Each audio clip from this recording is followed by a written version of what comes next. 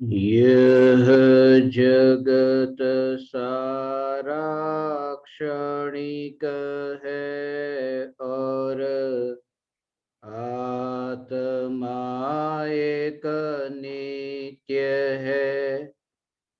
आत्मा का अनुभव बस एकमात्र नित्य है।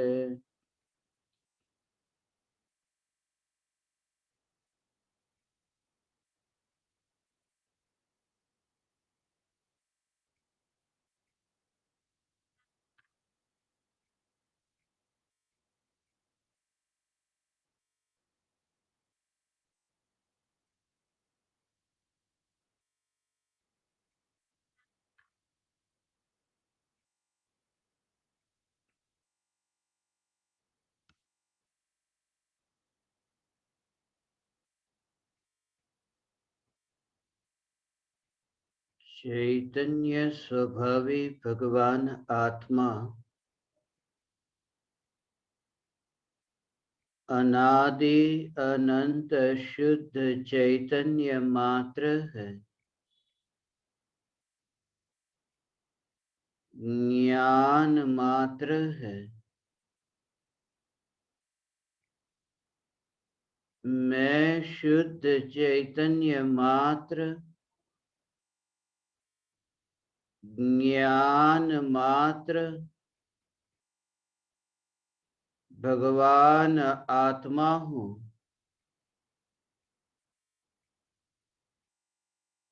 त्रिकाल शुद्ध चैतन्य परमात्मा हूँ।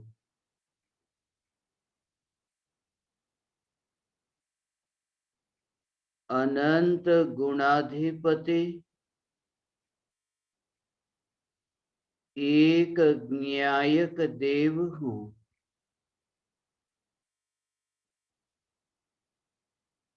अगणित ज्ञेयों के प्रतिबिंबों से अप्रभावित ज्ञान पर्यायों में एक समय के लिए भी नहीं मिलने वाला,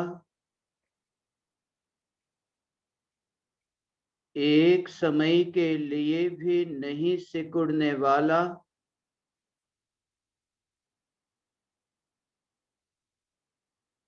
त्रिकाल ध्रुव चैतन्य सत्ता मात्र भगवान आत्मा हूँ।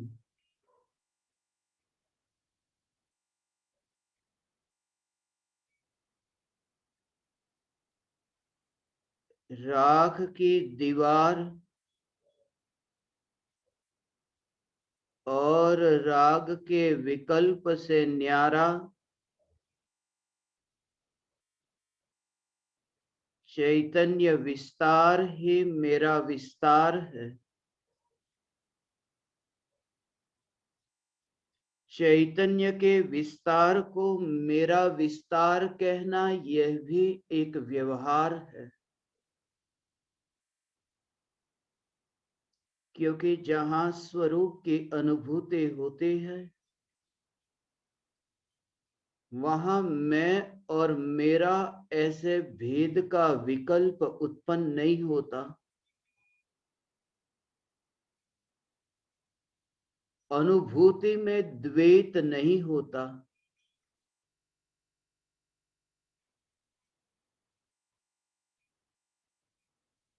द्वैत प्रतिभासित नहीं होता।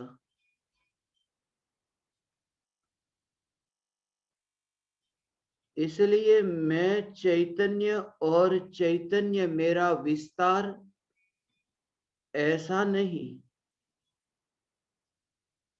चैतन्य मात्र अनुभूति।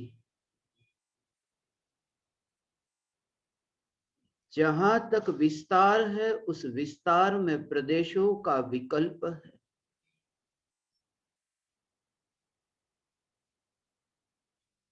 और स्वरूप की अनुभूति में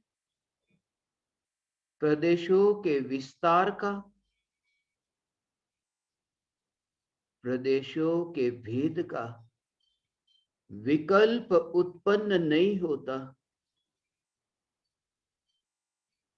मात्र सत्ता स्वरूप की अनुभूति। इसलिए ये विकल्प कभी उत्पन्न नहीं होता कि जो गुड़ के परमाणु है वह जीभ पर आए और जिस समय मिठास का अनुभव हुआ उस समय कितने विस्तार में फैला है यह गुड़। घर में हूं या फिर घर के बाहर हूं, अपने देश में हूं या फिर परदेश में हूं, जिस समय गुड़ का अनुभव होता है उस समय आकाश के प्रदेश का विकल्प उत्पन्न नहीं होता। दोनों के कि जीभ के आकाश के प्रदेश और गुड़ के आकाश के प्रदेश, ये दोनों के लिए विकल्प उत्पन्न नहीं होता और मिठास का अनुभव होता है।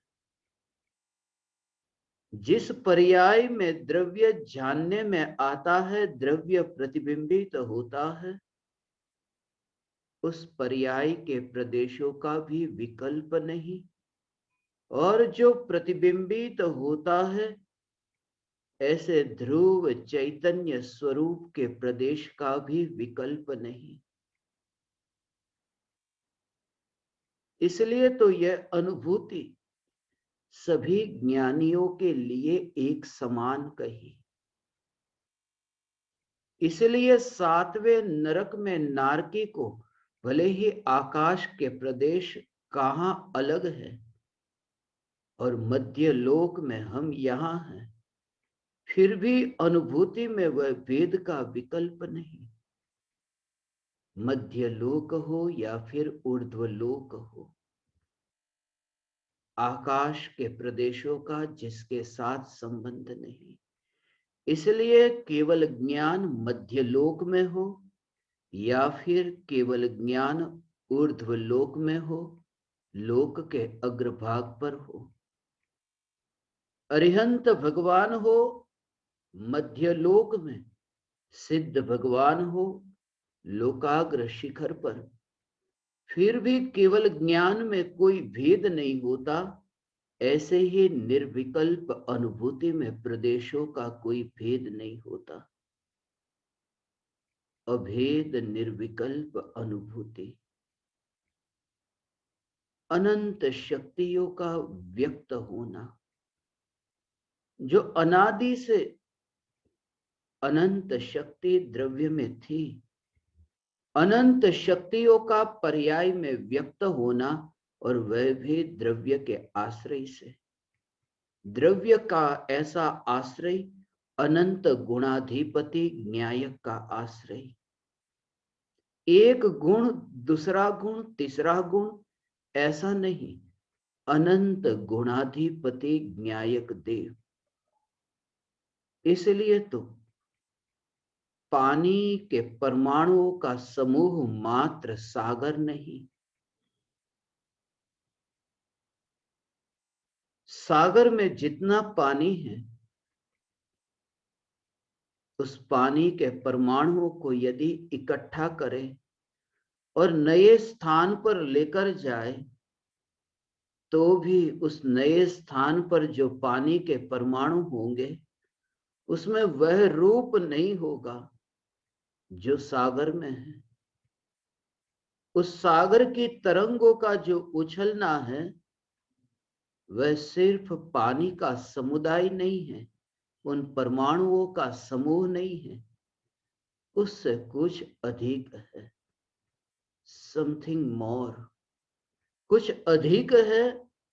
न्यायक देव, एक गुण दूसरा गुण तीसरा गुण ऐसे अनंत गुण को एक मिलाकर के तुम द्रव्य की कल्पना नहीं कर सकते, क्योंकि द्रव्य की जो अखंडितता है, प्रदेशों से अखंडित और गुणों से अभेद, ऐसा जो एक द्रव्य ये द्रव्य जब दृष्टि में आता है तब दृष्टि मुक्त होता है, क्योंकि मुक्त की ओर दृष्टि गई।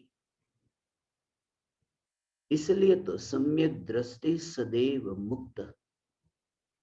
इसलिए तो गृहस्थ अवस्था का बंधन सम्यक दृष्टि को नहीं, क्योंकि गृहस्थ अवस्था भी ज्ञान का ज्ञेय है। कठपुतली बंधी है रस्सी के साथ, आदमी बंधा है जंजीरों के साथ, फिर भी दर्पण तो नहीं बंधा। दर्पण मुक्त है, दर्पण स्वच्छ है। ऐसी चैतन्य की स्वच्छता मात्र पर दृष्टि, तब तुम स्वच्छ चैतन्य मात्र अपने को अनुभव करो। स्वच्छ चैतन्य मात्र, फिर आवागमन से छुटकारा हुआ, क्योंकि स्वच्छता का आवागमन नहीं होता। स्वच्छता का आवागमन इसमें है कि स्वच्छता मलिन हो, मलिन से फिर स्वच्छ हो, स्वच्छता से फिर मलिन हो। ऐसे यदि रूपांतरण हो तो आवागमन होगा। कमरे में से दर्पण यदि कमरे में से बाहर आया है तो यह दर्पण का आवागमन नहीं, क्योंकि दर्पण जो है वह स्वच्छता मात्र है। वो परमाणुओं को तुम एक जगह से दूसरी जगह पर लेकर के जाओ, मगर वो स्वच्छता के निकट जाकर तुम देखो, स्वच्छता मात्र को देखो, तो वहां न तो अंदर है न बाहर है, वहां स्वच्छता मात्र। ये इसलिए क्योंकि प्रति समय ये तत्व विचार और अभ्यास, यह तत्व विचार की चैतन्य तत्व की स्वच्छता, न्यायक देव की स्वच्छता, जहां परमाणुओं का विकल्प ही नहीं, उनके परिणमन को देखता भी नहीं उसकी और उसका मुख भी नहीं। दर्पण की स्वच्छता दर्पण की फ्रेम की और नहीं है। दर्पण की स्वच्छता जहां दर्पण की फ्रेम प्रतिबिंबित नहीं होती, क्योंकि फ्रेम रह गई पीछे और स्वच्छता है आगे। यहां तो पीछे और आगे का भी भेद दिखता है। जब तुम चैतन्य परमात्मा की स्वच्छता मात्र को देखो तो ये अनंत परमाणुओं का पिंड ना तुम्हें आगे दिखेगा न पीछे, क्योंकि जब तुम चैतन्य परमात्मा की स्वच्छता को देखो उस समय तुम्हें असंख्य प्रदेशों में व्याप्त वह चैतन्य की स्वच्छता ही दिखेगी, कोई पराया न दिखेगा। यही तो कारण है भगवान कि ये राह की दीवार मैं नहीं हूं, ऐसा भी विकल्प निर्विकल्प अनुभूति के काल में नहीं होता। चैतन्य मात्र यह स्वच्छता, त्रिकाल चैतन्य सत्ता, त्रिकाल चैतन्य की स्वच्छता, ये त्रिकाल स्वच्छता एक समय की स्वच्छ पर्याय में प्रतिबिंबित होती है, एक समय की स्वच्छ पर्याय में प्रतिबिंबित होती है, व्यक्त होती है, वहां झलकती है। और वह द्रव्य का सामर्थ्य, द्रव्य की नित्यता, ध्रुवता, ये ध्रुव ही मैं, ये ध्रुव ही मैं, यह ध्रुव ही मैं।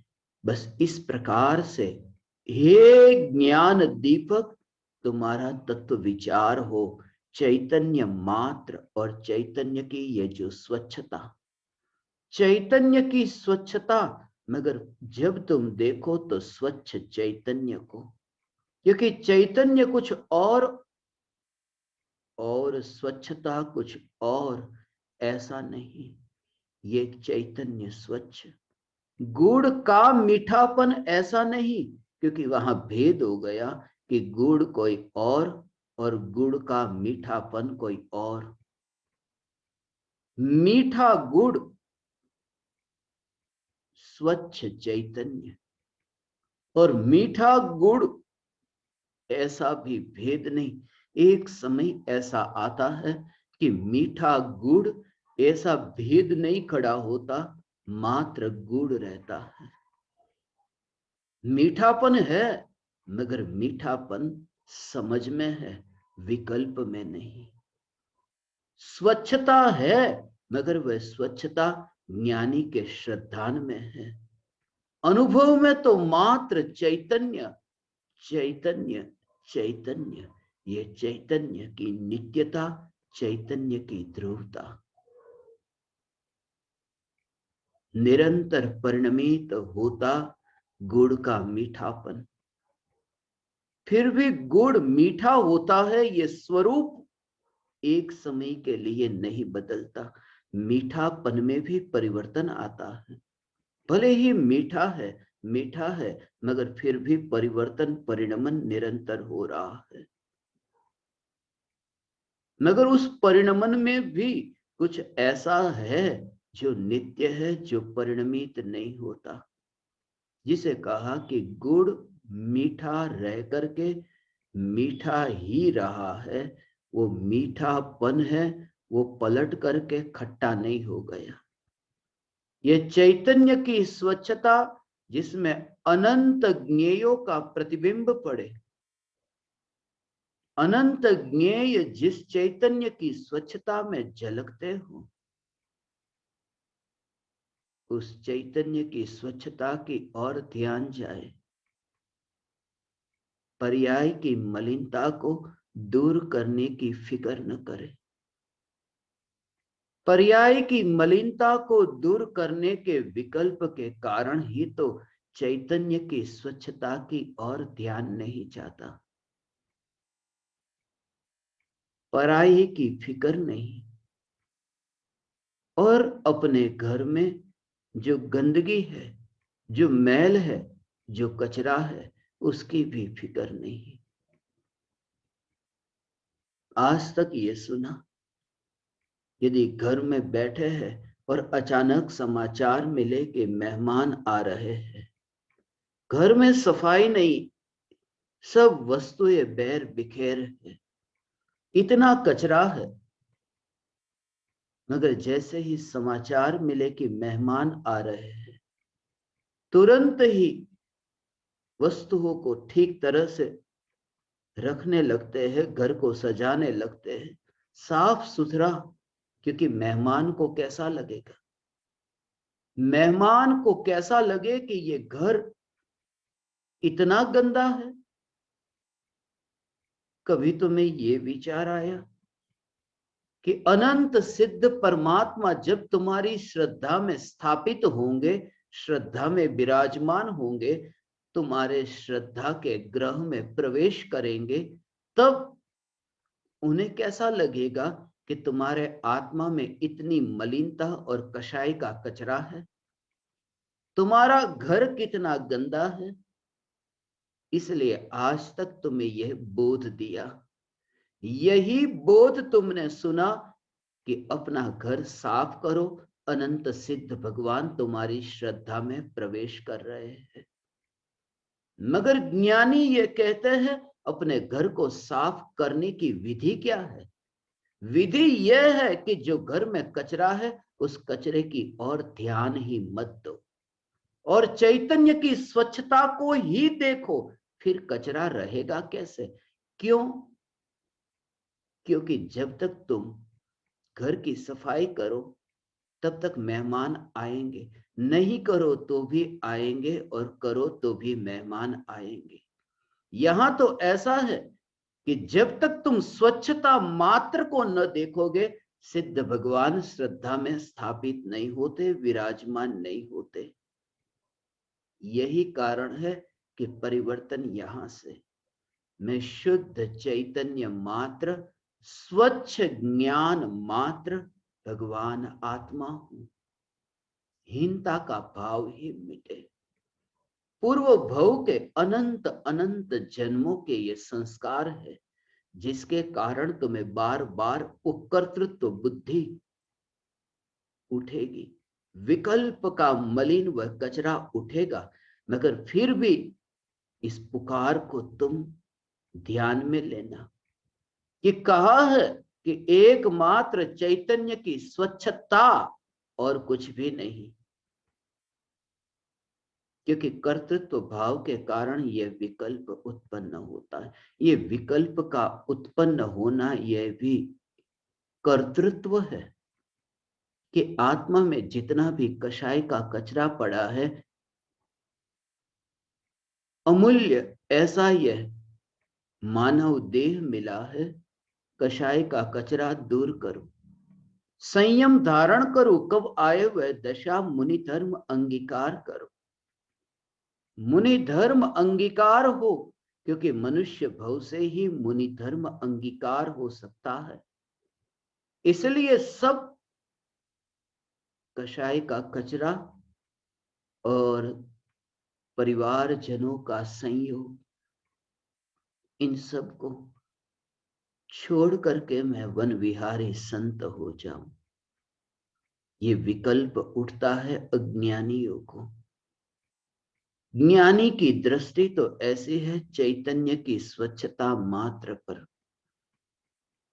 जैसे जैसे चैतन्य की स्वच्छता में स्थिरता बढ़ती जाती है, स्वच्छ चैतन्य इसमें स्थिरता बढ़ती जाती है, तब तुम्हें मलिनता में भी स्वच्छता का दर्शन होगा। वह दर्शन होगा। बाहर में जो दर्शन होता है वह दर्शन तो बिल्कुल झूठा है। जब चैतन्य तत्व की अनुभूति है, अनुभूति के काल में ज्ञानी को वह स्थिति है कि पूर्ण रूप से चैतन्य को पहचाना, तभी तो देह के परमाणुओं को भी यथार्थ रूप में पहचाना। इसलिए तो शौच स्वभावी भगवान आत्मा की यथार्थ पहचान भी सम्यक दृष्टि को, और अशुचि भावना का चिंतन भी सम्यक दृष्टि को, मिथ्या दृष्टि को, दोनों में से कुछ भी नहीं। कभी ये विचार किया कि ये दोनों ज्ञानी को क्यों? शौच स्वभावी चैतन्य परमात्मा, ये शौच स्वभावी, ये स्वच्छ क्यों कहा? और देह को जन्म से ही अशुचिमयी कहा। पहचाना ही नहीं। पहचान तो तब होती है जब स्वयं का अनुभव होता है, आत्मानुभव होता है, तब देह की पहचान होती है। जीव को पहचाना तब अजीव को पहचाना। सात तत्व की यथार्थ श्रद्धा एक समय में जन्मती है। जीव की श्रद्धा हुई, उसी समय अजीव की श्रद्धा हुई, और तब पूर्ण रूप से समझा, क्योंकि असंख्य प्रदेशों का जो घनपिंड चैतन्य पूर्व में होता था, ये कि दर्पण के सामने जब खड़े होते, देह को देखते, देह दर्शन करते, इतनी तन्मयता से देव दर्शन न किया जितनी तन्मयता से देह दर्शन किया। कभी कभी मंदिर में भी पहुंच गए तो भी देव दर्शन के बहाने देह दर्शन ही किया। परमात्मा की प्रतिमा देह को ही देखा, देह दर्शन ही हुआ है, देव दर्शन अब तक नहीं हुआ। जब दर्पण के सामने खड़े होकर के देह को देखते हैं, यदि तुमसे कोई पूछे कि तुमने देह को देखा, तुम कहोगे कि बहुत बार देखा, मगर ये देह को तुमने अभी देखा ही नहीं है। देह को देखना तो तब होता है जब अनुभव हुआ कि तब देह को देखा। भाव बहुत सूक्ष्म है। जैसे कोई व्यक्ति मकान की बाहर की दीवारों को देख करके ही मकान का अनुमान लगा ले, मकान की बाहर की दीवार के रंग रूप को देख करके ही यह घोषणा कर दे कि मैंने मकान को देख लिया। प्रत्येक अज्ञानी का यह दावा है कि मैंने देह को जान लिया। देह को जाना, राख की दीवार को जाना, मगर ये जो बाहर से चमड़ी से ऊपर की जो चमड़ी से, क्योंकि दर्पण में प्रतिबिंबित होती है चमड़ी, ये बाहर से ये जो चमड़ी प्रतिबिंबित हो रही है, यही मकान की बाहर की दीवारों का रूप रंग है। इसलिए ये सबसे बड़ा भ्रम है जो अज्ञानी पालता है कि मैं तो देह को जानता हूं कि देह कैसा है। सिर्फ मकान के बाहर घूम करके मकान के बाहर से ही मकान का अनुमान लगाया है। भीतर जाकर के देखा ही नहीं, मांस मज्जा और हड्डियों को तो देखा ही नहीं। मगर जिस समय आत्मानुभव होता है तब, क्योंकि आत्मानुभव होता है तब असंख्य प्रदेशों में व्याप्त चैतन्य, तब वो चैतन्य परमात्मा सिर्फ ऊपर की चमड़ी तक ही नहीं, अंदर भी, ये चमड़ी के भीतर भी, सर्वत्र जहां जहां देह है वहां वहां आत्मा है। इसलिए असंख्य प्रदेशों में वहां पर खालीपन नहीं। वो चैतन्य का जो घन स्वरूप है जो असंख्य प्रदेशों में है, जब असंख्य प्रदेशों में व्याप्त अपना स्वरूप जहां देखा, बस वहीं पर ही ये श्रद्धा हुई कि अब जो ये अनंत परमाणुओं का पिंड सिर्फ ऊपर की परत नहीं, पूरा देह, इसमें मांस खून हड्डी चर्बी ये सब आ गया, ये पूरा पिंड मैं नहीं। क्योंकि असंख्य प्रदेशी ऐसा जो अखंड द्रव्य वो अभेद होकर के अनुभव में आया, इसलिए कहा कि आत्मा की अनुभूति होती है तब देह का वस्त्र उतर जाता है। ऊपर का भाग नहीं, पूरा वस्त्र उतर जाता है, पूरा देह उतर जाता है। हे ज्ञान दीपक, तुम इस देह को उतरे हुए वस्त्र की भांति देख सकोगे, मगर उसके लिए तुम्हें असंख्य प्रदेशों में व्याप्त ये अखंड ऐसी चैतन्य सत्ता का दर्शन अनिवार्य है। ऐसा ये असंख्य प्रदेशों में व्याप्त होकर भी अखंड रहना, ये देह को यथार्थ रूप से समझा। इसलिए जहां शौच स्वभावी भगवान आत्मा असंख्य प्रदेशों में शुद्ध स्वच्छ ऐसा भगवान आत्मा अनुभव में आया कि ये श्रद्धा हुई कि ये देह अशुचिमय है, क्योंकि असंख्य प्रदेशों के बाहर ये देह के परमाणु। इसलिए आज यदि विज्ञान ने ये खोजा है कि एक्सरे के ऐसे यंत्र खोजे हैं कि वहां यदि खड़े रह जाओ तो हड्डियां दिखती है। कहां से हड्डी टूट गई है, एक्सरे के मशीन में सब दिखता है। टेस्ट करा लो, रिपोर्ट आएगा कि कहां कहां हड्डी टूटी, हड्डी का हाल क्या है। कुछ ही दिन में ऐसे मशीन भी आ जाएंगे, काश वो उपयोगी हो सके। ऐसे मशीन भी आएंगे कि वहां तुम खड़े रहो और भीतर में जो चर्बी मांस खून ये सब तुम्हें मशीनों में दिखे, और उसे देख करके ही तुम्हें क्षणिक और देह की अशुचि, ये अशुचि ये देह, उसका तुम्हें बोध हो और तुम्हें सत्य की प्यास जगे कि अब ऐसा कौन है जो स्वच्छ है, उसकी खोज हो।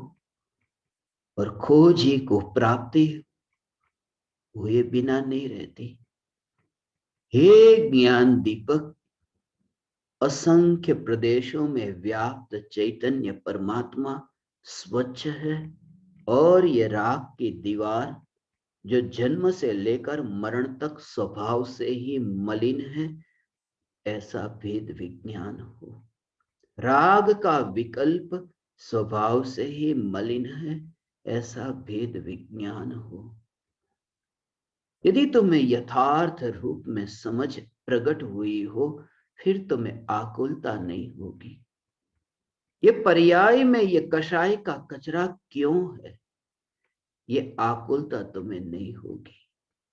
इसलिए आकुलता नहीं होगी क्योंकि जिस घर में मुझे जाना नहीं, जिस घर में मुझे ठहरना नहीं, उस घर में क्या है, सफाई हो रही है या नहीं हो रही है, उससे क्या संबंध है।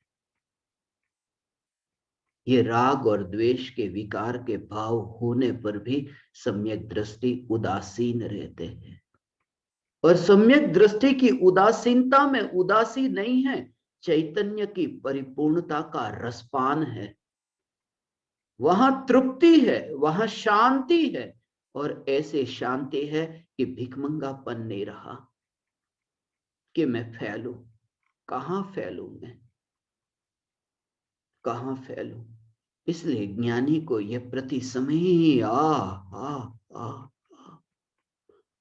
प्रति समय भगवान यह जागृति रहती है कि कहां फैलूं। जब तुम्हें फैलने का विकल्प आता है कि मैं अपना कारोबार इतना फैलाऊं, या फिर मैं इतना फैलूं कि मैं अपने गांव के बाहर जाकर किसी दूसरे गांव में चला जाऊं, दूसरे गांव में ठहरूं, मैं घर में से बाहर निकल करके वन में चला जाऊं, या इस देह में से ये निकल करके मैं कहीं दूसरी गति में दूसरे देह में चला जाऊं। सम्यक दृष्टि को यह श्रद्धा है, ये श्रद्धा हे ज्ञान दीपक तुम्हें होगी कि चैतन्य के विस्तार के बाहर कहां जाऊंगा मैं। ये जागृति बोलेगा। कोई पूछे कि तुम कब पधारोगे मेरे घर पर, बोलेगा मैं आ ही रहा हूं, तुम इंतजार करो, बस कल आ जाऊंगा। ये बोला, मगर भीतर में ये श्रद्धा जो व्यक्त नहीं हुई, वाणी में, विकल्पों में, जो हो ही नहीं सकती, वह श्रद्धा कि ये जो बोला जा रहा है कि मैं कल तुम्हारे घर पर पहुंच जाऊंगा, समय पर पहुंचूंगा, ये विकल्प जो उठा, ये जागृति कि ये चैतन्य की स्वच्छता अनादि अनंत, ये विकल्प में नहीं जाएगी, विस्तार नहीं होगा विकल्पों में, विकल्पों में नहीं फैलेगी। बोलता है ऐसा कि तुम्हारे घर पर समय पर पहुंच जाऊंगा, और यहां समय सार ऐसा, ये स्वच्छ समय सार जिसकी श्रद्धा कि अनंत काल तक ऐसे विकल्पों में नहीं जाऊंगा, जा सकता ही नहीं, ऐसा यह स्वच्छ चैतन्य, ये भेद विज्ञान की कला, यह चैतन्य तत्व विचार। यदि तुम भाव से इसका अभ्यास करो और भाव ग्रहण कर तुम भेद विज्ञान करो, तो चैतन्य अनंत काल तक विस्तार नहीं। कहां जाऊं मैं पर में, कहां फैलूं। इसलिए राग के विकल्प में विस्तार नहीं। यह जागृति, यह स्वच्छ चैतन्य की समझ है। इसलिए तो विकल्पों की उत्पत्ति होती है, अहंकार ही उत्पन्न नहीं होता। अहंकार का भाव नहीं, क्योंकि वहां पराये में हो रहा है। धन पराये के पास में बढ़े, मुझे क्यों दुख हो। पराये के पास में धन बढ़े तो मुझे दुख नहीं होता, क्योंकि पराये का धन है, पराये के पास रहेगा, मेरे पास आ ही नहीं सकता। मेरा धन मेरे पास है। पराये का धन सदा पराया है, मेरा धन सदा मेरा है। और पराये का धन पाने की इच्छा हो तो ईर्ष्या भी होगी कि मेरे पास ऐसा धन कब आएगा। जहां निर्धनता का अनुभव हो कि वहां ये ईर्ष्या का भाव होगा। जिसने चैतन्य की स्वच्छता को पूर्ण देखा हो, वो राग का विकल्प मेरे में कब आए, ये राग मेरा क्यों नहीं होता, ये विकल्प ही नहीं उठता। इसलिए तो मुनिराज शास्त्र लिखते हैं, मगर कोई शिकायत नहीं। इसलिए तो कर्तृत्व भाव नहीं ना। कोई तारीफ करे कि अरे ये ग्रंथाधिराज समय सार, अनंत तीर्थंकर परमात्माओं की दिव्य ध्वनि का सार एक छोटे से शास्त्र में चंद पंक्तियों में ऐसा भर दिया कि गजब कर दिया।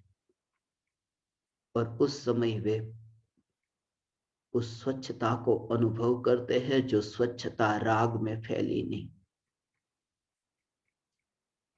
बोलते हैं भक्तजन अपने भावों को अभिव्यक्त करते हैं, मगर कुंद कुंद आचार्य देव उसे भोगते नहीं। लिखने का कार्य हुआ, ग्रंथ की रचना हुई, समय सार लिखा। ऐसे ही सभी ज्ञानियों का, सभी मुनियों का समझना कि ग्रंथ की रचना हुई, ग्रंथ लिखा और नीचे रखा, जिसके हाथ में पहुंचा और जिसने पढ़ा, और अहो भाग्य मेरा कि मुझे यह ग्रंथ मिला, पुकार निकली। तब तक तो मुनिराज अपने स्वरूप में डुबकी लगा रहे, अपने स्वरूप में ध्यान में लीन हो गए। लिखने का कार्य पूरा हुआ, वह गुणगान गाते हैं। भक्त जन गुणगान गाए, मगर मुनि गुणगान को नहीं भोगते। तब तलक तो बात बहुत आगे चली गई, तब तक तो यात्रा बहुत आगे की हो गई, विकल्प तो बहुत पीछे छूट गया। और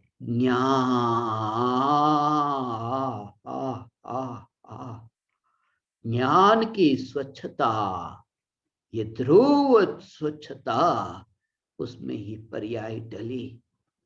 ऐसी ही निर्विकल्प अनुभूति कैसे भोगे कि हे मुनिराज, आपने ये शास्त्र की रचना कर हम पर उपकार किया। ये शास्त्र की रचना करके हम पर उपकार किया, ये सुनने वाला कौन? क्योंकि जिस कर्णेंद्रिय से उपयोग बाहर की ओर फैलता और ये जानता कि ये उपकार किया, वह उपयोग तो नित्य ध्रुव चैतन्य की स्वच्छता में है। मलिनता में उपयोग जुड़े कैसे? सुनने के विकल्प भी मलिनता है। भक्तों के भक्ति की पुकार सुनना भी मलिनता, ये विकल्प भी मलिनता है। वह शांत। इसलिए तो ज्ञानियों की जो करुणा है वो करुणा निष्कारण है। निष्कारण करुणा का भाव ये है।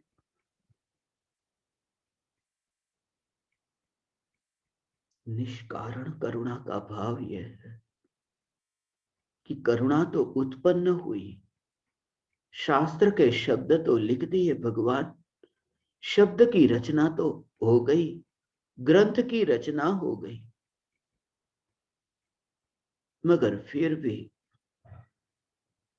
भीतर में ज्ञान से भरपूर, चैतन्य से भरपूर ऐसा अखंड द्रव्य ही जिनकी दृष्टि में, वह शास्त्र भी हमारे पास पहुंचते हैं, मगर हम में ऐसा परिवर्तन क्यों नहीं आता जैसा मुनियों में आया? हम भी शास्त्रों को तो सीखते हैं, हम भी शास्त्रों को कंठस्थ करते हैं, पढ़ लेते हैं, इतना पढ़ लेते हैं, इतना पढ़ लेते हैं, शब्दों से इतने भर जाते हैं कि निशब्द के लिए अवकाश ही नहीं रहता। यही वजह है कि वह निशब्द ऐसा चैतन्य स्वरूप अनजाना रह जाता है। एक ज्ञान दीपक, शब्दों को नहीं, निशब्द को तुम पहचानो। ये शब्दों को सुनते समय भी तुम्हारा एक कनेक्शन भीतर में रहे। ये ध्रुव ज्ञायक देव, अनंत शक्तिशाली, ये ध्रुव ज्ञायक देव, ये ध्रुव न्यायक देव की अनंत शक्तियां। इसलिए तो पूज्य गुरुदेव श्री ये पुकार करते थे कि भगवान आत्मा की निर्विकल्प अनुभूति होती है तब अनंत शक्तियां उछलती है। सागर का उछलना तो कुछ भी नहीं, सीमा है। सागर का उछलना तो सीमा है, क्योंकि ऊपर की जो तरंग है ना, वो तरंग, उस तरंग में तो कितना पानी, तरंग में जो ऊपर उछलता पानी कितना, थोड़ा पानी, सागर की गहराई तो कितनी और उछलता पानी तो थोड़ा, ऊपर जो थोड़ा थोड़ा दिखता है बस, बाकी तो नीचे। इतना अगाध सागर है। जब निर्विकल्प अनुभूति होती है तब आत्मा की जो शक्ति है, अनंत शक्तियां, अनंत शक्तियां पर्याय में व्यक्त होकर के उछलती है, और वह भी त्रिकाल शक्ति संपन्न भगवान आत्मा के आश्रय से अनंत शक्तियां उछलती है। स्वरूप है, उसे अनंत ऊर्जा कही, अनंत शक्ति कही। ये सहज उसका भी कर्तृत्व नहीं होता हो, क्योंकि आ त्रिकाल ध्रुव जो नित्य ऊर्जा, त्रिकाल ध्रुव ये जो चैतन्य शक्ति, ये अनंत शक्ति जो त्रिकाल है, उसमें एकत्व होने पर जो पर्याय में व्यक्त हो रही है ऐसी जो शक्ति, उसमें रुचि क्यों हो? उसे भी पर्याय पर छोड़ दिया, अनुभूति को भी जहां पर्याय पर छोड़ दिया। उसे कहते हैं द्रव्य दृष्टि। अनुभूति में जो व्यक्त हुई अनंत शक्ति, निर्विकल्प अनुभव में आत्मा का सामर्थ्य, आत्मा के वैभव के रूप में व्यक्त हुआ है, बस उसे भी, ये उसकी बात है, ये पर्यायों का परिणमन है, मैं नहीं। ये समझ, जगत का कार्य जैसे होता हो और उसमें मैं कहीं पर भी नहीं। वहां ये अनुभूति क्यों हुई और अब तक क्यों नहीं हुई, ये दोनों विकल्प नहीं, मैं ध्रुव ज्ञायक देव, बस ये हुआ है। क्यों, क्यों का विकल्प नहीं। अभी क्यों, वह बात तो दूर। मुझे क्यों, वह बात तो दूर। इसी जगह पर क्यों, वह बात तो दूर। क्यों, यह भी विकल्प नहीं, अनुभूति हुई, अनुभूति का विकल्प नहीं। इसलिए रविंद्रनाथ जब कविता लिखते, कविता लिखने के बाद ऐसी ऐसी कविताएं निकलती, लोग उनसे पूछते कि आप जो ये कविता लिखते हो ये क्यों लिखते हो? और वे कहते, कौन लिखता है? लिखने वाला कोई और है, ऊर्जा है जो व्यक्त हो रही है, भावों का उछलना होता है और कविताएं बन जाती है। हजारों कविताएं लिखी, मैंने उनमें से एक भी नहीं लिखी। वे कहते, इसमें मुझे कभी क्यों का भाव नहीं आया कि यह क्यों। पाब्लो पिकासो हुआ, पिकासो, पश्चिम के देशों में पिकासो के चित्र की इतनी तारीफ होती है। ऐसे धनवान का घर मैंने न देखा कि जिस धनवान के घर पर पिकासो का चित्र न हो। पिकासो के ऐसे आकर्षक चित्रों का समुदाय। जब पिकासो ने एक चित्र बनाया और पत्रकारों ने और कुछ लोगों ने, मित्रों ने मिलकर के एक ही सवाल उठाया कि ये चित्र तुमने क्यों बनाया, किसके लिए बनाया? जब तुम ये चित्र बना रहे हो तब तुम्हें कुछ ना कुछ भाव तो आता होगा कि कितने में ये चित्र बिकेगा, कौन खरीदेगा, कौन समझेगा, क्योंकि पिकासो के चित्र भी ऐसे ही थे जो समझ में नहीं आए किसी को आसानी से। ऐसे चित्र पिकासो के थे जिसमें गंभीर सूक्ष्म भाव भरे होते थे। और पिकासो का अपने मित्रों से यह कहना था कि जो सवाल तुम मुझसे पूछते हो कि ये चित्र तुम क्यों बनाते हो, क्या आज तक कभी तुमने पहाड़ों से, पर्वतों से कभी ये प्रश्न पूछा कि तुम क्यों हो? कभी तुमने सूरज से, चांद से ये प्रश्न पूछा कि तुम क्यों उगे हो? क्या तुमने कभी बादलों से यह प्रश्न पूछा कि तुम क्यों बरसते हो? कभी तुमने पक्षियों को यह प्रश्न पूछा कि सुबह होते ही, सूर्योदय होते ही तुम्हारे कंठ से ये मधुर गीत क्यों निकलते हैं? जब तुम इन सभी को नहीं पूछते कि यह क्यों, बस तो फिर यहां ऐसी शंका क्यों उठाते हो कि क्यों? बस एक अंदर से एक बीज अंकुरित हुआ, वह व्यक्त हुआ। आज तक कभी तुमने फूलों से और वृक्षों से कभी यह पूछा कि फूल तुम क्यों खिले हो और वृक्ष तुम क्यों उगे हो? प्रकृति में तुम्हें कहीं पर भी जैसे कोई शंका नहीं होती, और सिर्फ है सहजता कितनी है, ठीक है। बस ऐसी ही ज्ञानी की निर्विकल्प अनुभूति, अनुभूति है, मगर क्यों नहीं? क्योंकि जोर अनुभूति पर नहीं, जोर है अनुभूति के विषय पर।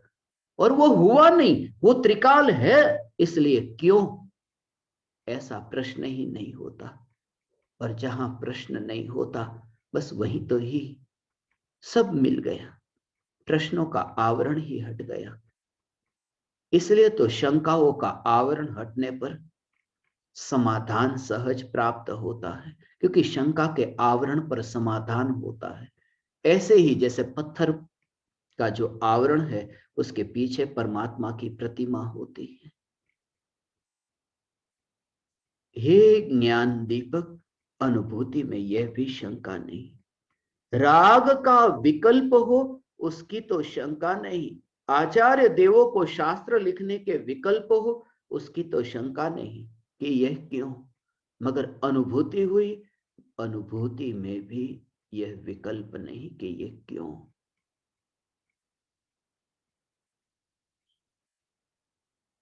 इसे कहते हैं ध्रुव। ध्रुव ज्ञायक के आश्रय से यह सहजता, ये तत्व विचार से ऐसा होता है। तत्व विचार करते करते, चैतन्य तत्व विचार से,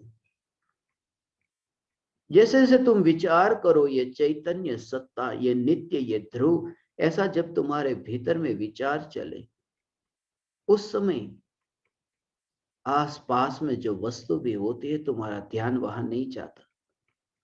ये ऐसा ही है जैसे तुम अपने मित्रों के विचार में यदि लीन हो गए हो, या फिर तुम दुकान, या फिर तुम गाड़ियों के, या फिर तुम किसी भी तुम्हारी रुचिकर वस्तु में तुम तल्लीन हो गए। आसपास क्या है, आज सुबह क्या हुआ था, दोपहर में क्या हुआ था, कल क्या होगा, कोई विचार नहीं आता। वो रुचि ऐसी ही जब चैतन्य चैतन्य चैतन्य की रुचि जगे, तब सहज ही बाहर के संयोग विस्मृत होने लगते हैं। फिर तुम्हें भीतर में जो संवेदना होगी, संचेतना होगी, वह ज्ञान मात्र की होगी, क्योंकि फैलना तो होता नहीं, जहां हो वहीं पे ही तो रहते हो। ऐसा है भगवान, ये ज्ञान का ज्ञान रूप ही रहना। हे चैतन्य परमात्मा, चैतन्य घन, ये चैतन्य घन हो, उन दोनों के बीच में हो, मगर वह घन ध्रुव की सत्ता भगवान, मैं आपको देखता हूं भगवान, ये चैतन्य की ध्रुवता और घन, ओ ऐसा ऐसा हो, उसका कार्य यहाँ, उसका कार्य वहां, पर चैतन्य घन और घन, ऐसे अनंत जीवों में ये दिखाई दे। बोलने का विकल्प चैतन्य महल के पड़ोस में, चैतन्य महल के आंगन में, चैतन्य महल के बाहर, और सुनने का विकल्प भी चैतन्य महल के बाहर। और ऐसा जब यहां चैतन्य परमात्मा दिखे, तब फिर तुम्हारे विकल्पों के साथ में परमात्मा कैसे दिखेगा? ये दृष्टि में है, इस दृष्टि का नाम सम्यक दृष्टि है। ओहो, हे ज्ञान दीपक, हे चैतन्य परमात्मा, प्रति समय यह जागृति, ज्ञान की संवेदना, ज्ञान की संचेतना, ये प्रति समय ये जागृति, तुम्हारी यात्रा शुरू हुई। आज का दिन तुम्हारी यात्रा का ही दिन है। हर साल मैं आज का दिन मोक्ष मार्ग का दिन कहता हूं। चौथे गुणस्थान से 14वें गुणस्थान की यात्रा का दिन मोक्ष मार्ग का दिन है। दिन मोक्ष मार्ग का कहता हूं। 4 से लेकर के 14 गुणस्थान की यात्रा करके जीव 21 प्रकार के औदैहिक भावों से मुक्त होता है। मोक्ष मार्ग की यात्रा, 4 से 14 की यात्रा। चौथा गुणस्थान प्रकट हुआ, बस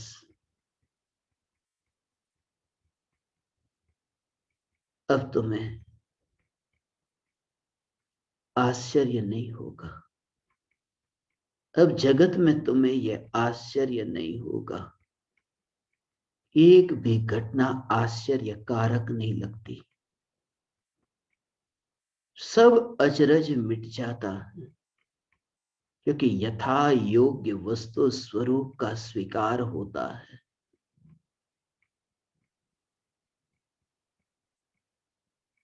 वस्तु स्वरूप का स्वीकार।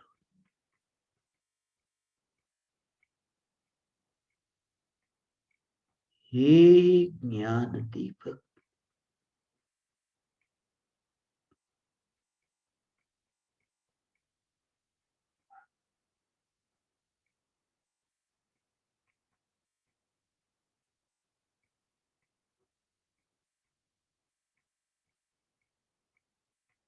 किसी भी ज्ञेय का विरोध नहीं।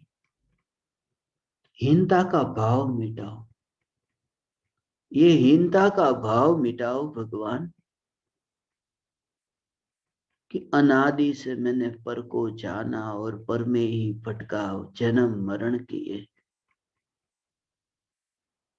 अब तो बस मैं चैतन्य तत्व विचार करूं। बैठो तुम चैतन्य तत्व विचार के लिए, मगर जब तुम बैठते हो तब मैं खास तुम्हें यह कहना चाहता हूं कि तुम मेरे सामने अभी बैठे हो। मैं देखता हूं तुम बैठे हो, मगर बैठा हुआ है वह तुम नहीं। तुम यह मानकर के ही रोज बैठते हो कि 1 घंटे के लिए चैतन्य तत्व विचार के लिए बैठना है। रोज तुम ये विचार करके बैठते हो कि 15 मिनट के लिए चैतन्य विचार के लिए बैठना है। ये बैठना है। देह को मुख्य किया, शरीर को एक और करने के लिए जब कहा, उसका भाव है जब तुम विचार करो बैठता हूं, उठता हूं, चलता हूं, ये भाव एक और। सिर्फ चैतन्य बैठा हूं, उठा हूं, ये विकल्प नहीं, वरना तुमने पहला घड़ा ही उल्टा रखा। वरना तुमने देह को ही मुख्य करके चैतन्य तत्व विचार की यात्रा करना चाहा।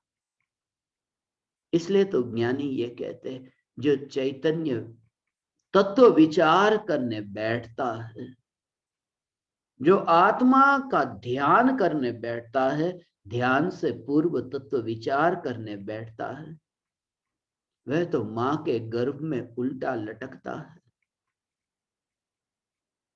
उसका कारण यह है क्योंकि देह बैठा है, और यही तत्व विचार करके कि मैं बैठा, पलाठी लगाई या कुर्सी पर बैठे, तुम जहां बैठे, देह की जो स्थिति हो वो देह की स्थिति को मुख्य करके ही तुम विचार करने बैठते हो।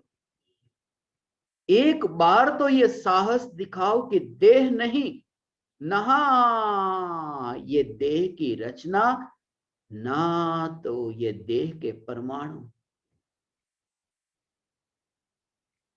सिर्फ स्वरूप को देखो।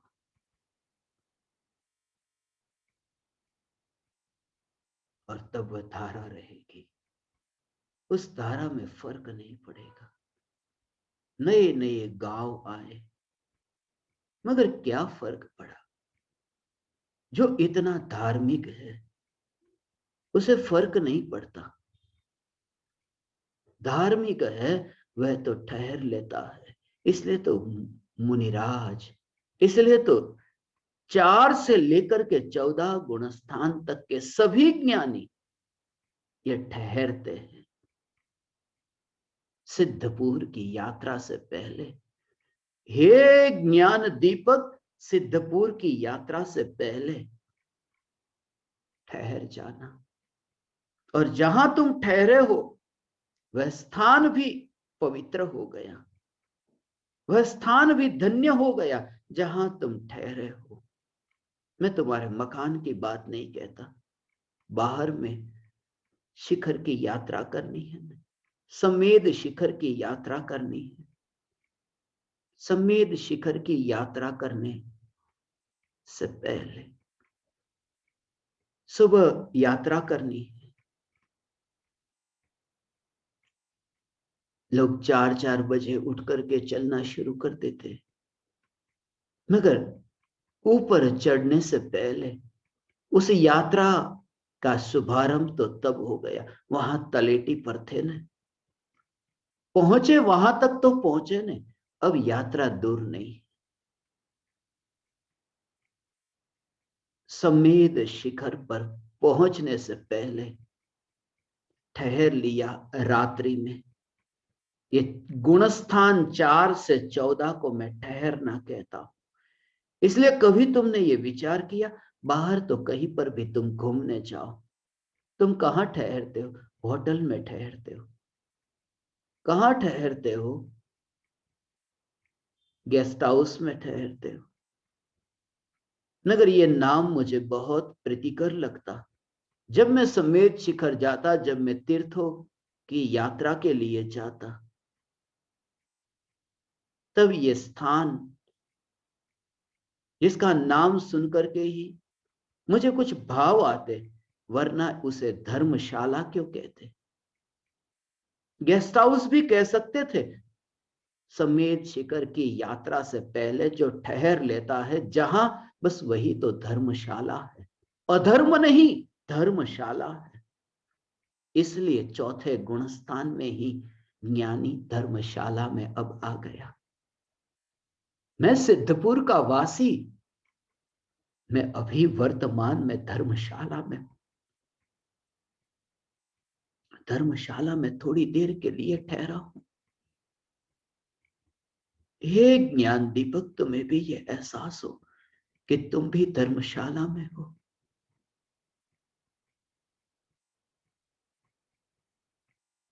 गेस्ट हाउस में बहुत ठहरे, होटलों में बहुत ठहरे, अब धर्मशाला हो,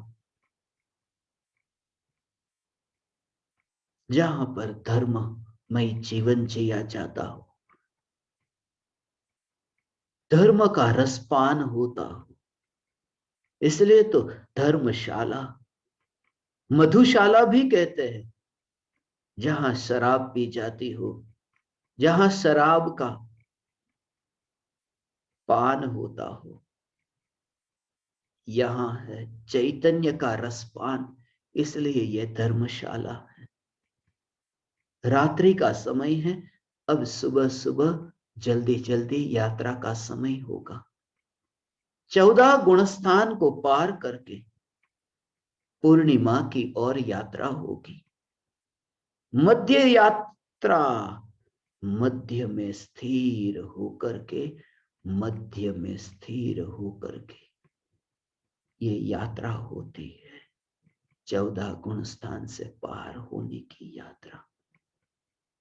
प्रत्येक ज्ञानी धर्मशाला में है, न भवन में है न वन में है। प्रत्येक ज्ञानी धर्मशाला में है। हे ज्ञान दीपक, तुम धर्मशाला में हो, तुम्हारे ज्ञान का दीपक प्रज्वलित हो, तुम जहां बैठो, तुम जहां बैठो उठो, तुम जहां लेटो, तुम जहां पर भी स्नान करो, शौच की क्रिया करो, तुम जहां पर भी रहो, बस वह स्थान धर्मशाला हो जाए। वह स्थान ऐसा हो कि जहां चलता फिरता धर्म हो, क्योंकि धर्म है क्या? रत्नत्रय की प्राप्ति हुई कि धर्म प्रकट हुआ। तुम चलते फिरते रत्नत्रय, चलते फिरते मोक्ष मार्ग हो। किसके आश्रय से? अचलित ज्ञायक देव के आश्रय से, अचलित ज्ञायक देव के आश्रय से। और यह अचलित ज्ञायक देव, जिसे पाने के लिए चलने की जरूरत नहीं, क्योंकि पाया ही हुआ है, खोया कब है। यह अचलित चैतन्य तत्व, यही मैं हूं। अचलित चैतन्य तत्व, अचलित चैतन्य तत्व,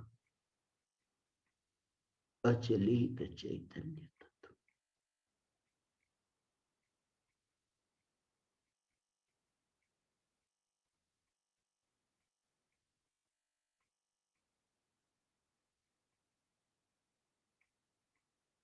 ओ